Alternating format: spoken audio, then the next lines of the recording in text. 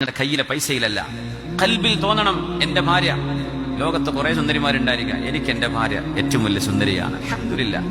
എനിക്ക് എന്റെ മക്കള് എന്റെ കണ്ണിലുണ്ണിയാണ്. എന്റെ ജോബ്, എനിക്ക് ലുഖ്മത്തു ഐഷ്, എനിക്ക് ജീവിക്കാൻ വക നൽകുന്ന എന്റെ ജോബാണ്, അൽഹംദുലില്ലാഹ്. നല്ല ജോബ്, കൂടുതൽ സാലറി ഉള്ളത് കിട്ടിയാൽ ഞാൻ പോകും. പക്ഷെ ഉള്ളത് ഞാൻ തൃപ്തനാണ്, സംതൃപ്തനാണ്. എന്റെ വീട്, എന്റെ ഫ്രണ്ട്സ്, എന്റെ നാട്. പലരും നാട് വിട്ടുപോയി അമേരിക്കയിലും കാനഡയിലും ഒക്കെ സെറ്റിലാവും. എന്തേ? നമ്മളെ നാടിന് സ്റ്റാൻഡേർഡ് ഇല്ലേ എന്ന് പറഞ്ഞിട്ട്. സമ്പാദ്യവും പറമ്പും ആയിരക്കണക്കിന് ഏക്കർ റബ്ബർ തോട്ടൊക്കെ ഇവിടെ ഉണ്ടാവും, പക്ഷെ നാട്ടുകാർക്ക് സ്റ്റാൻഡേർഡ് ഇല്ല എന്ന് പറഞ്ഞ് പോകുന്ന ആളുകളില്ലേ? എന്നെ ജീവിക്കാൻ കൊള്ളൂല, അത് പിന്നെ നമുക്ക് സ്റ്റേറ്റ്സിലൊക്കെ പോയിട്ട് ജീവിക്കാം. എന്റെ നാടും എന്റെ ഗ്രാമവും എനിക്ക് സ്വർഗമാണ് എന്ന് വിചാരിച്ചാൽ ആ മനുഷ്യനോളം സന്തോഷമുള്ള ആരെങ്കിലും ഉണ്ടോ?